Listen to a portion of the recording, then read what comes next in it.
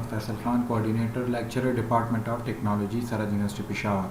Today is our fourth lecture of Power Generation System. This course has been included in the curriculum of BSc Electrical Engineering Technology, third semester. The topic of lecture 4 is the constituents of the hydroelectric power station. So, what are the components that are used in the hydroelectric power plant? Today we will study that. Like any other power station, hydroelectric power plant is a factory in which electricity is produced. The components of the hydroelectric power plants are classified into three sections. Number one is hydraulic structure, which is also known as the intake system and penstoke. Number two is water turbine system, and the third one is the electrical equipment. Actually, the hydraulic components have a large share of the total component. If you look at the basic working principle of the hydroelectric power plant, so when you construct a dam, so a head pond is formed, which is also known as the reservoir. A reservoir is formed over here.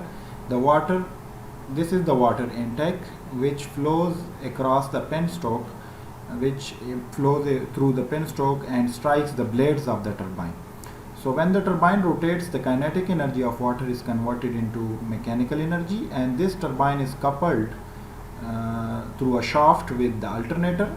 So the alternator converts the mechanical energy into electrical energy, and then through transformers and you step up, or through transmission lines you transmit the produced energy, and the extra water from the turbine come across the draft tube and flow to the tail race. So this is actually the basic working principle of the hydroelectric power plant के आप जब dam construct करते हैं तो आपके पास potential energy of water increase हो जाती है, जिसकी वजह से इसको हेड पॉन्ड भी कहते हैं. आप पानी की इनटेक को यहाँ से लेते हैं पेनस्टोक के थ्रू. ये पानी जो है ये टरबाइन के ब्लेड्स पर जब स्ट्राइक करेगा तो टरबाइन घूम जाएगा. It gives you a mechanical energy, और ये टरबाइन जो है ये शाफ्ट के ज़रिए इस अल्टरनेटर के साथ कपल्ड है. तो यहाँ पर आप मैकेनिकल एनर्जी कन्वर्ट करते हैं इनटू इलेक्ट्रिकल एनर्जी, और एक्स्ट्रा पानी आपको ड्राफ्ट ट्यूब के ज़रिए टेल रेस में गिर जाता है, और ये आपके पास जो बिजली बन जाती है टू ट्रांसफार्मर, आप इसको स्टेप अप करते हैं और फिर ट्रांसमिशन लाइंस के थ्रू इसको आप ट्रांसमिट करते हैं अपने डिज़ायर्ड डेस्टिनेशन की तरफ. So this is actually the basic working principle of the hydroelectric power plant. Okay, number one is the hydraulic structure. So जब आप हाइड्रोइलेक्ट्रिक पावर प्लांट के तीन सेक्शंस बनाते हैं तो उसमें सबसे पहले जो है आपका हाइड्रोलिक स्ट्रक्चर आता है. Hydraulic structures in a hydroelectric power station include dam, spillways, headworks, surge tank, penstock and accessory works. आपके पास hydraulic structure dam, spillways, headwork, surge tank, penstock और बाकी जो है एसेसरी वर्क्स पे मुश्तमिल होता है. So what is a dam? Dam are structures built to a river to harness water and stop its flow and form a reservoir. Dams are structure which are built toward the river for controlling water, and you stop its flow and you form a reservoir by constructing a dam. In other words, a dam is a barrier which stores water and creates water head. When you construct a dam, so it acts like a barrier and it contains the water, it stores the water, and it creates a water head and form a reservoir. Dams are built of concrete, ये concrete से बनते हैं, और stone masonry, अर्थ और rock field. Dams की मुख्तलिफ किस्में हैं, इसमें कंक्रीटेड, स्टोन मेसनरी, अर्थ फिल्ड डैम भी कहते हैं, रॉक फिल्ड डैम भी इसको कहते हैं. मुख्तलिफ किस्में हैं डैम्स की, ये आगे जाके हम पढ़ेंगे. The type and arrangement depends upon the topography of the site. Site की जोग्राफी पे, उसकी नेचर पे, टोपोग्राफी पे ये डिपेंड करती है कि किस तरह का डैम वहाँ पर आप बना सकते हैं. Dams have multipurpose functions, for example that is controlling floods and irrigation purpose के लिए आप यूज़ करते हैं इसको. Dams collect and store water. Dam जो है आपके पास पानी कलेक्ट करता है और आप फिर उसकी स्टोरेज करते हैं ड्यूरिंग द रेनी सीजन, जब आपके पास बारिशें होती हैं. And melting of glaciers, when the glaciers melt, so the water flowing through the river and you construct a dam, so actually you are storing and collecting water. So dams hold back water.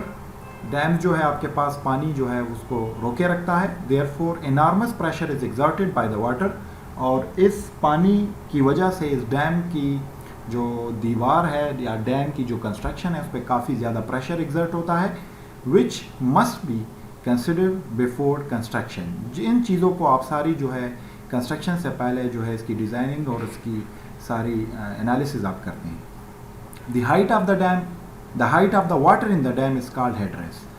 जब आप dam construct करते हैं तो आपके पास water का level जो है वो बढ़ जाता है, वो इंक्रीज हो जाता है, जिसको वाटर हेड कहते हैं, और इस हाइट को हेड रेस भी कहते हैं. हाइट को हेड रेस कहते हैं. Dams are of different types, that is arch dam, buttress dam, gravity dams, embankment dams. Dams की मुख्तलिफ किस्में हैं जिस तरह आपको बताया गया है. Number 2 is spillway. Spillway is the name suggests, जिस तरह के नाम से जाहिर है, could be called as a way for spilling of water from dams. ये वो पानी जो आपके पास स्पिल होती है डैम से, तो उसको स्पिलवे कहते हैं. देयर आर टाइम्स, ऐसे वक्त आ जाते हैं, ऐसा टाइम आ जाता है when the river flow exceeds the storage capacity of the reservoir. जब आपके पास स्टोरेज कैपेसिटी जो है उससे पानी ज़्यादा हो जाता है, और रिजर्वायर में जितनी आपके पास कैपेसिटी है स्टोरेज की, तो पानी उससे काफ़ी ज़्यादा हो जाता है. जिस तरह की बारिशें हो जाती हैं, या मानसून, या जुलाई में जब ग्लेशियर्स, जुलाई अगस्त के महीनों में जब ग्लेशियर सारे पिघल जाते हैं तो आपके पास काफ़ी पानी आ जाता है. So such a situation arises during heavy rainfall in the catchment area. Definitely जिस तरह मैंने आपको बताया कि जब आपके पास ज़्यादा बारिशें होती हैं, in order to discharge the surplus water from the storage reservoir into the river on the downstream side of the dam, spillways are used. spillway क्या काम करती हैं कि जी आप इसको कंट्रोलिंग के लिए यूज़ करते हैं, और आप जब इसको ओपन रखते हैं तो आपके पास एक्स्ट्रा पानी जो है वो स्पिलवे से ऊपर चला जाके वो रिवर में गिर जाता है. तो आप एक्चुअली एक्स्ट्रा वाटर जो है, सरप्लस वाटर जो है, उसको रिलीज़ करने के लिए स्पिलवेज यूज़ करते हैं. It is use to provide for the release of flood water. जो आपके पास फ्लड वाटर है, सैलाबी रेला है, सैलाबी पानी है, ज़्यादा पानी है, और एक्स्ट्रा वाटर है, उसको रिलीज़ करने के लिए, उसको डिस्चार्ज करने के लिए स्पिलवेज आप यूज़ करते हैं. Spillways are constructed of concrete piers on the top of the dam. ये कंक्रीट से बने होते हैं, पायर्स टाइप होते हैं, और ये जो है डैम की टॉप पे बनते हैं. Gates are provided between this piers. इन पायर्स के दरमियान जो है आपको गेट मुहैया करते हैं. And surplus water is discharge over the crest of the dam by opening the gates. जब आप गेट्स ओपन करते हैं तो आपके पास एक्स्ट्रा पानी जो होता है, एक्स्ट्रा वाटर जो होता है, वो फ्लो करता है एक रास्ता over the crest of the dam. Number 3 is headworks. So headworks consist of the divergent structures. ये divergent structures है जो कि पानी के बहाव को, पानी के रास्ते को बनाता है at the head of an intake. और ये intake की साइड पे होता है जहाँ से आप पानी लेते हैं. They generally include booms and rakes of the diverting floating debris, waste material, sluices, sliding gates or other devices for controlling the flood of water for bypassing debris and sediments, and the valves for controlling the flow of water to the turbine. ये headworks ऐसे एक आप divergent structure बनाते हैं जहाँ पर आपके पास अगर कोई वास्ट मटेरियल, कोई गंद वगैरह एक्स्ट्रा मटेरियल आते हैं तो वो एक तो उसको फ़िल्टर करते हैं, दूसरी ये है कि आप उसको मुख्तलिफ वाल्व्स के थ्रू कंट्रोल करके, और जब टरबाइन की तरफ आप पानी लेकर जाते हैं तो वहाँ पर ये हेडवर्क्स बनाए जाते हैं. The flow of water into and through the headworks should be as smooth as possible to avoid head loss and cavitation. ये डिब्रिस का काम इस तरह है कि जी आप हेड लॉस को मिनिमाइज़ करने के लिए, और कैविटेशन जो है, जो खड्डा सा बनता है आपके, तो उसको कम करने के लिए आप हेडवर्क्स यूज़ करते हैं, और उसको आप स्मूथ रखते हैं. For this purpose it is necessary to avoid sharp corners and abrupt contractions on और एनलार्जमेंट्स. आप जो है शार्प कॉर्नर इसके नहीं रखते, और आप इसकी एब्रप्ट कंट्रैक्शन को भी अवॉइड करते हैं, तो जिसकी वजह से ये होता है कि पानी जो है स्मूथली फ्लो करेगा इनटू द पेन स्ट्रोक, और आपके टरबाइन को मिल जाता है। और इसके अलावा आपका जो हेड होता है, वाटर हेड, तो वो भी कॉन्स्टेंटली हेड लॉस नहीं रहता आपका। अच्छा, number 4 is surge tank. So surge tank open conduits होते हैं। Open conduits leading water to the turbine require no protection. ये ओपन कंड्यूट्स होते हैं, जिस तरह आप इधर देख लें कि ये पेन स्टोक के ऊपर एक टैंकी नुमा सी एक चीज़ और यहाँ पर ये ओपन होता है, तो ये एक्चुअली प्रोटेक्शन के लिए यूज़ हम करते हैं। तो however when closed conduits are used, protection becomes necessary to limit the abnormal pressure to the conduit. अगर आप इसको क्लोज रखेंगे, इस पेन स्टोक ये क्लोज होता है, तो जब यहाँ से पानी आएगा तो यहाँ पर अगर टरबाइन किसी वजह से बंद हो गया या कोई फॉल्ट आकर हो गया, तो इतना प्रेशर होता है कि ये पेन स्टोक बर्स्ट होने का, फटने के बड़े चांसेस होते हैं। तो आप इधर एक सर्ज टैंक लगाते हैं। अगर आपके पास यहाँ पर वाटर प्रेशर क्रिएट होता है तो ये वाटर इधर आके ये इसका लेवल बढ़ जाता है, तो ये एक्स्ट्रा वाटर रिलीज़ हो जाता है, जिसकी वजह से इसका फ़ायदा ये है कि आपका पेन स्टोक जो है वो फटने से, बर्स्ट होने से बच जाता है। So actually it is necessary to limit the abnormal pressure in the conduit. For this reason, closed conduits are always provided with the surge tank. जिस तरह मैंने बताया कि इस क्लोज कंड्यूट्स, जो क्लोज आपके पास पाइप्स होते हैं पेन स्टोक, तो इसको आप सर्ज टैंक ज़रूर देते हैं। Surge tank is a small reservoir और टैंक, ये एक स्मॉल सा रिजर्वायर होता है, एक टैंक होता है, open at the top, in which the water level rises and falls to reduce the pressure swings in the conduit. यहाँ पर प्रेशर स्विंग्स को मिनिमाइज़ करने के लिए या प्रेशर को ख़त्म करने के लिए यहाँ पर ये ओपन रखते हैं ताकि पानी का बहाव इधर राइज एंड फॉल कर सके। When load on the turbine increases, additional water is drawn from the surge tank to meet the increased load requirement. अगर यहाँ पर लोड रिक्वायरमेंट ज़्यादा है और आपकी टरबाइन ज़्यादा वाटर ज़रूरत है वहाँ पर, तो यहाँ से सर्ज टैंक से ये अपना पानी ले लेता है। Hence the surge tank overcomes the abnormal pressure in the conduit when load on the turbine falls. अगर यहाँ पर लोड कम हो जाता है, फॉल कर जाता है, तो यहाँ पर आपको कम पानी चाहिए होगा, तो यहाँ पर पेन स्टोक के फटने के बड़े चांसेस हैं, बर्स्ट होने के, तो इसलिए आप सर्ज टैंक सेफ्टी के लिए यूज़ करते हैं। And when the load on the turbine and acts as a reservoir during the increase of load on the turbine. और जब आपके पास लोड बढ़ जाता है, आपको ज़्यादा पानी की ज़रूरत है, तो ये एक रिजर्वायर के तौर पर काम करता है। This is the most important hydraulic structure, which is known as penstoke. Penstoke are open or closed conduits which carry water to the turbine. ये closed conduits भी होते हैं, pipes types होते हैं, या open भी हो सकते हैं, लेकिन ज़्यादातर हम closed ही यूज़ करते हैं। They are generally made of reinforced concrete और steel। ये जो है reinforced concrete से बनते हैं या steel से, लेकिन अमूमन ये steel से बनते हैं। Concrete penstock are suitable for low head, जहाँ पर आपके पास 30 मीटर से कम लो हेड होते हैं, जहाँ पर पानी की हेड कम होती है, तो वहाँ प्रेशर कम होता है, तो वहाँ पर आप कंक्रीट पेन स्टोक यूज़ करते हैं। As greater pressure causes rapid deterioration of concrete, और जब ज़्यादा प्रेशर होगा तो वहाँ पर आप steel penstock can be design for any head. और स्टील पेन स्टोक को आप हाई हेड के लिए, जहाँ ज़्यादा इनॉर्मस प्रेशर होता है, वहाँ पर भी आप यूज़ कर सकते हैं। The thickness of the penstock increases with the head and pressure head, और इसकी जो थिकनेस है उतनी या ज़्यादा होगी जब आपके पास प्रेशर ज़्यादा होगा। Various devices such as automatic butterfly valve, air valve and surge tank are provided for the protection of penstock. Penstock को प्रोटेक्ट करने के लिए आप automatic butterfly valve, air valve होते हैं, आपके पास एयर भी रिलीज़ करता है, बबल्स जो आ जाते हैं, और आपके पास सर्ज टैंक जो है ये पेन स्टोक को प्रोटेक्ट करने के लिए यूज़ होते हैं।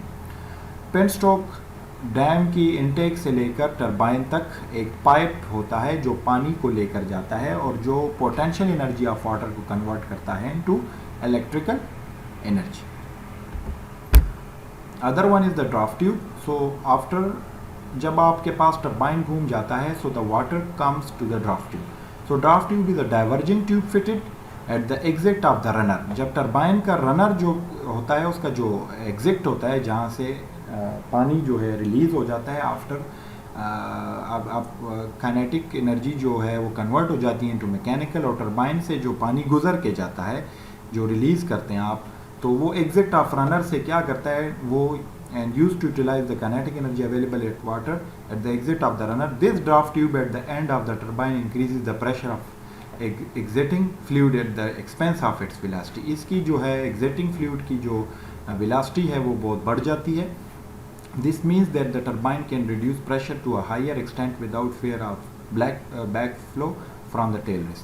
तो ये इसको आप एल्बो से बनाते हैं, देखें ये कौन है, ये एल्बो है, ये रनर ब्लेड्स हैं आपके पास, स्पायरल केस से होकर ये जो है पानी आपके पास इधर आके डिफ्यूज़र में चला जाता है। और इसको आप एल्बो इसलिए बनाते हैं इस तरह ये कि इसमें रिवर्स फ्लो ना आए, ये टेल रेस से यहाँ पर पानी रिवर्स की फ़्लो ना आए। अगर रिवर्स फ्लो आएगी तो टरबाइन आपका जो है इम्बैलेंस हो जाएगा और ये काम नहीं करेगा। तो इसको आप एल्बो इस तरह बनाते हैं कि यहाँ पर जब तेज़ी से पानी आएगा तो एक दफ़ा वो टेल रेस में चला जाता है, तो इधर इतना प्रेशर होता है कि वापस पानी कभी भी नहीं आ सकता। तो दैट्स वाई ड्राफ्ट ट्यूब को आप इस तरह एल्बो शेप बनाते हैं। तो draft tube is also a hydraulic structure which is used for, जो कि फिट होता है, जो कि एग्जिट ऑफ रनर पे, टरबाइन के एग्जिट ऑफ रनर पे आप लगाते हैं। और यहाँ पर क्या होता है कि आप पानी जो है एक्स्ट्रा पानी को, उसके प्रेशर को मेंटेन स्टेबल करने के लिए आप टेल रेस से कनेक्ट करते हैं। The other one is the tail race. So tail race containing tail water, जो आपके पास एक हेड रेस होता है जहाँ पर आपका इनटेक होता है और एक आपका आउटलेट है जहाँ पर आप पानी को बाहर निकालते हैं। So the tail race containing tail water is a channel that carries water from the hydroelectric power plant and water wheel, and the water in this channel has already been used to rotate turbine blades or the water wheel itself. In hydroelectric dams, the tail race is at much lower level at the height than the height of the reservoir behind the dam. This difference in height corresponds to the amount of hydropower that can be obtained from the water, and the height difference is known as the hydraulic head. आपके पास tell race जो है ये बिल्कुल नीचे होता है और head race आपके पास काफ़ी ऊंचे लेवल पे। सो ये जो डिफरेंस है, इस डिफरेंस को आप हेड कहते हैं, हाइड्रोलिक हेड। और ये टेल रेस का ये है कि जी आपके पास जो एक्स्ट्रा पानी जो आप यूटिलाइज़ करते हैं, जब आपके पास पानी टरबाइन से फ़्लो करेगा तो वो ड्राफ्ट ट्यूब के ज़रिए टेल रेस में चला जाता है और ये रिवर बन जाता है। ये आपके पास वो खारिज शुदा पानी है जो कि आप इससे काम ले चुके हैं। अच्छा, नंबर 2 इज़ वाटर टरबाइंस। आपके पास मेनली जो है मुख्तलिफ टरबाइंस यूज़ होते हैं। इसकी classification according to the head भी हम करते हैं, अकॉर्डिंग टू द मुख्तलिफ सिनेरियोज़ के ज़रिए हम क्लासिफिकेशन करते हैं। But actually water turbines are use to convert the energy of falling water into mechanic. Turbine का काम क्या है कि आपके पास मैकेनिकल एनर्जी देता है, आप इस पर पानी गिराते हैं और वो पानी की पोटेंशियल काइनेटिक एनर्जी या वाटर एनर्जी को कन्वर्ट करता है into mechanical.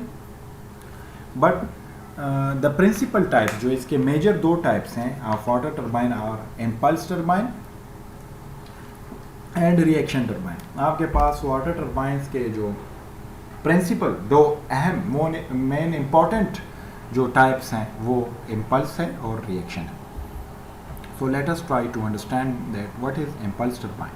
Such turbines are used for high heads.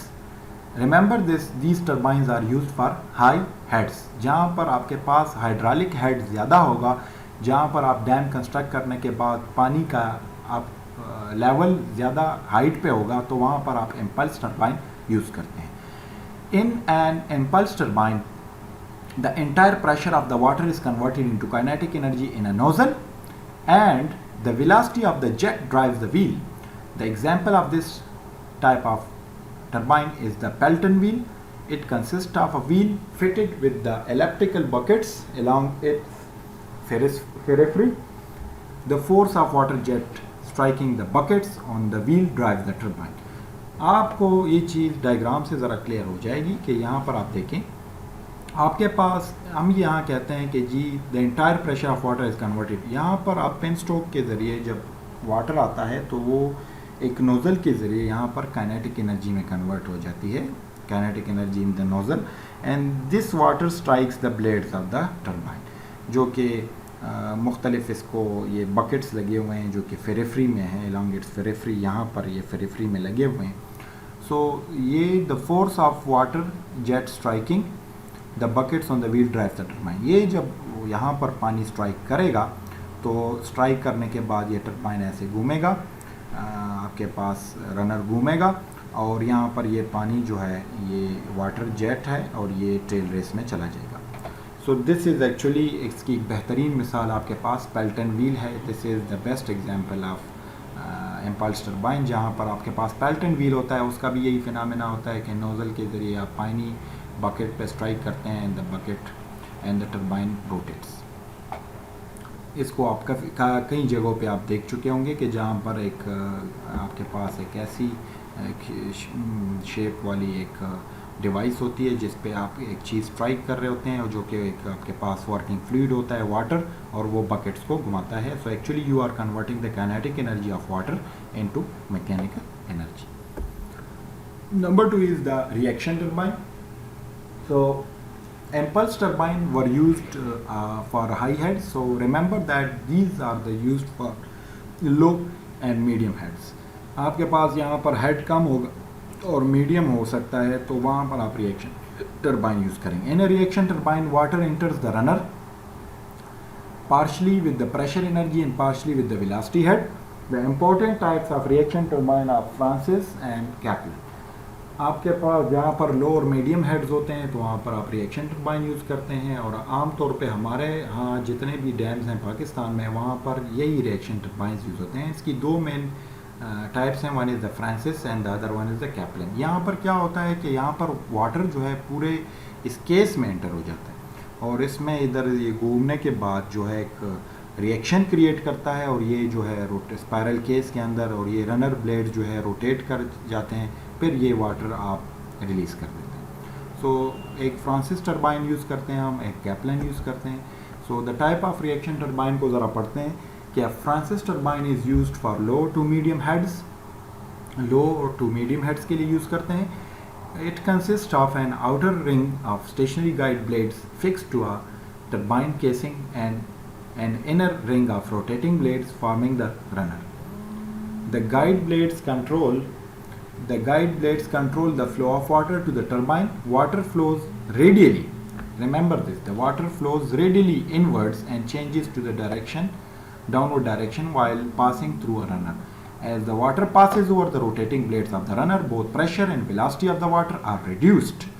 This causes a reaction force which drives the turbine. देखें यहाँ पर क्या होता है कि ये आप इस फिगर को देख लें तो यहाँ पर ये इस टरबाइन की शेप इस तरह होती है कि ये आपके पास रेडियली इनवर्ड्स होते हैं, और वाटर यहाँ पर जब आप एंटर करेंगे तो यहाँ से फ्लो करके एक रिएक्शन क्रिएट होगा, और यहाँ पर ये प्रेशर और वेलोसिटी ऑफ वाटर जो है वो कम हो जाती है और टरबाइन रोटेट करना शुरू कर देता है. So this is actually the figure of Francis turbine. The second one is the Kaplan. So the Kaplan is used for low heads and large quantity of water. जहाँ पर आपके पास पानी बहुत ज़्यादा होता है और लो हेड्स होते हैं तो वहाँ पर Kaplan यूज़ होते हैं. It is similar to Francis turbine except the runner of the Kaplan turbine receives water axially. यहाँ पर आपके पास axially जो है वो वाटर रिसीव करता है. वहाँ पर रेडियली कर रहा था, यहाँ पर एक्सिली करते हैं. Water flows radially inwards through the regulating gates all around the slides, changing the direction in the runner to the axial flow. This causes a reaction force which drives the turbine. Actually Kaplan और Francis both are same, but Kaplan low heads और large quantities के लिए, और यहाँ पर जो water जो ये रिसीव करता है तो वो एक्सिली करता है. और ये इसकी एक डायग्राम है, इसकी फिगर है, आप ज़रा इसको देख लें तो आपको कुछ ना कुछ आइडिया हो जाएगा. Third one is the electrical equipments. आपके पास हाइड्रो इलेक्ट्रिक पावर प्लांट्स में इलेक्ट्रिकल इक्विपमेंट्स भी यूज़ होते हैं. So the electrical equipments of hydro electric power station includes, यहाँ पर आपके पास अल्टरनेटर्स यूज़ होते हैं मुख्तलिफ, आपके पास ट्रांसफार्मर्स यूज़ होते हैं, आपके पास मुख्तलिफ सर्किट ब्रेकर्स यूज़ होते हैं, और other switching and protective devices भी यूज़ होते हैं. बिजली को पैदा करने के बाद या आपके पास नीचे जो है आपके पास सर्किट ब्रेकर्स लगे होते हैं, या आपके पास जो अल्टरनेटर है जो कि बहुत ही मोस्ट इम्पॉर्टेंट डिवाइस है जो कि हाइड्रो इलेक्ट्रिक पावर प्लांट में यूज़ होता है, जो कि कपल होता है विद द टरबाइन. और without alternators you can not be able to produce the electrical energy. So these are the electrical equipments which are used in the hydroelectric power plant. Okay, now we will solve a numerical problem, but before studying the numerical हम जो है hydro electric power plants के constituents को या parts को या उसके components को पढ़ चुके हैं. इसमें बेसिकली तीन इसको सेक्शन में डिवाइड किया गया है. One is the hydraulic and the second one is the आपके पास water turbine, and third one is the electrical equipment so आपके पास हाइड्रोलिक स्ट्रक्चर में आपके पास होते हैं डैम्स होते हैं, आपके पास हेडवर्क्स आप बनाते हैं, आप जो है स्पिलवेज बनाते हैं, आपके पास जो है पेन स्ट्रोक होता है, आपके पास ड्राफ्ट ट्यूब होता है, आपके पास टेल रेस होता है। तो ये सारा आपके पास हाइड्रोलिक स्ट्रक्चर है जो कि पानी को डील कर रहा होता है। दूसरे नंबर पे आपके पास वाटर टर्बाइन जो कि मोस्ट इम्पॉर्टेंट, जिसको प्राइम मूवर भी कहते हैं। और वाटर टर्बाइन आपके पास मेनली जो है वो एक इम्पल्स वाटर टर्बाइन यूज़ होता है, एक रिएक्शन, और रिएक्शन की फिर दो टाइप्स हैं, one is the Kaplan, one is the Francis. उसके बाद जी इलेक्ट्रिकल इक्विपमेंट्स पे आप आ जाएं तो वहाँ पर अल्टरनेटर्स होते हैं, आपके पास सर्किट ब्रेकर्स होते हैं, ट्रांसफार्मर्स होते हैं, आपके पास मुख्तलिफ बस बार, स्विचेज़, प्रोटेक्टिव डिवाइसेस यूज़ होते हैं।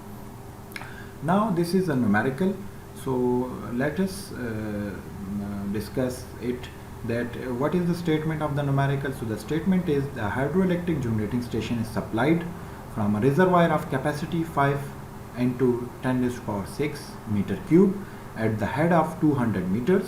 Find the total energy available in kilowatt hour, is the overall efficiency is 75%.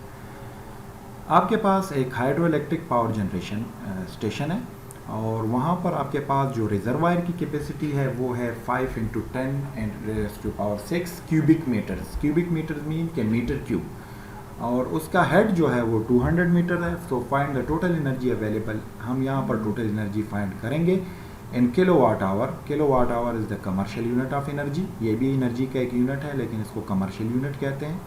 If the overall efficiency of the system is 75%, अगर आपके पास एफिशिएंसी 75%। हमारे पास एक इक्वेशन है, मेन इक्वेशन, वो ये है कि इलेक्ट्रिकल एनर्जी अवेलेबल बराबर होगी W weight of water into head of water and overall efficiency. तो आपके पास अगर वाटर का वेट है और आपके पास अगर वाटर का हेड है और आपके पास ओवरऑल एफिशिएंसी है, तो जस्ट सिंपली इन तीनों को मल्टीप्लाई करें, आपके पास वाट सेकंड में ये वैल्यू आ जाएगी। इस वाट सेकंड को आप किलोवाट आवर में कन्वर्ट करें, आपके पास टोटल एनर्जी अवेलेबल आ जाती है। Now comes toward the solution. So weight of water available is W. Weight को हम W से डिनोट करते हैं and weight is equal to volume of water into density. अच्छा, आपके पास वॉल्यूम ऑफ वाटर कितना है? वॉल्यूम ऑफ वाटर है 5 into 10 raised to power 6 which is given in this numerical into 1000. 1000 आपके पास डेंसिटी ऑफ वाटर है। Density of water की एक constant value होती है जो कि 1000 किलोग्राम पर मीटर क्यूब है। इन दोनों को जब आप मल्टीप्लाई करेंगे तो आपके पास 5 into 10 raised to power 9 kg। और वेट किस तरह मालूम करेंगे कि जी ये तो आपके पास मास आ गया, तो जी जो आपके पास वैल्यू है 9.81 है, तो mg को करें तो W is equal to mg जो है आपके पास, ये इसको दोनों को मल्टीप्लाई करेंगे तो आपके पास एक फिगर आ जाएगी, लेकिन हम इधर ही इसको छोड़ देते हैं। Now the electrical energy available is W into H into overall efficiency. W की वैल्यू आप कैलकुलेट कर चुके हैं 5 into 10 raised to power 9 into 10 into 9.81 Newton. ये आप पुट करें। वो हेड ऑफ वाटर कितना था आपके पास, ये देखें, ये 200 मीटर हैं, तो आप मल्टीप्लाई करें 200 से। ओवरऑल एफिशिएंसी आपके पास 75%। 75% मीन के 0.75, 75% मीन 75 डिवाइडेड बाई 100। इन तीनों को जब आप मल्टीप्लाई करेंगे सिंपली एक कैलकुलेटर से, तो 7357.5 into 10 raised to power 9, और इलेक्ट्रिकल एनर्जी के यूनिट है जॉल या वाट सेकंड। सो यहाँ से आपके पास आ जाएगा वाट सेकंड। इस जॉल को या वाट सेकंड को किलोवाट आवर में कन्वर्ट करने के लिए आप इस नंबर को डिवाइड करें into 10 divided by 3.6 into 10 raised to power 6। तो जब आप डिवाइड करेंगे तो आपके पास ये नंबर आ जाएगा। ये हम नेक्स्ट सेक्शन में पढ़ लेंगे कि जी किलोवाट आवर को जॉल में और जॉल को किलोवाट आवर में कैसे कन्वर्ट करते हैं। But you have to divide this number by 3.6 into 10 raised to power 6। इस नंबर से जब डिवाइड करेंगे तो आपके पास 2.044 into 10 raised to power 6 kilowatt hour. 1 kilowatt hour आपके पास 1 यूनिट के बराबर होता है। ये पहले भी मैं बता चुका हूँ कि जिस तरह आपका वाबडा का मीटर होता है 200 यूनिट हम कहते हैं खर्च हुए, 300 यूनिट खर्च हुए, तो 1 unit is actually 1 kilowatt hour. तो आपके पास इतने यूनिट्स जनरेट करने की कैपेसिटी इस डैम में है जब आपके पास पानी की कैपेसिटी इतनी हो, उसका हेड इतना हो, और आपके पास अगर सिस्टम 75% एफिशिएंट हो, तो आप कैलकुलेट कर सकते हैं कि जी इतने पानी की कैपेसिटी में कितनी बिजली पैदा करने की कैपेसिटी है, अवेलेबल है आपके पास energy. So this was all about the example. आपको इससे रिलेटेड मैं कुछ न्यूमेरिकल एग्जांपल असाइनमेंट में दे दूंगा, आप उसको सॉल्व करें तो इंशाल्लाह ये चीज़ आप समझ जाएंगे। Till now this is enough. I hope कि आप लेक्चर समझ गए होंगे। इंशाल्लाह आपसे नेक्स्ट लेक्चर में मुलाकात होगी। Thank you very much.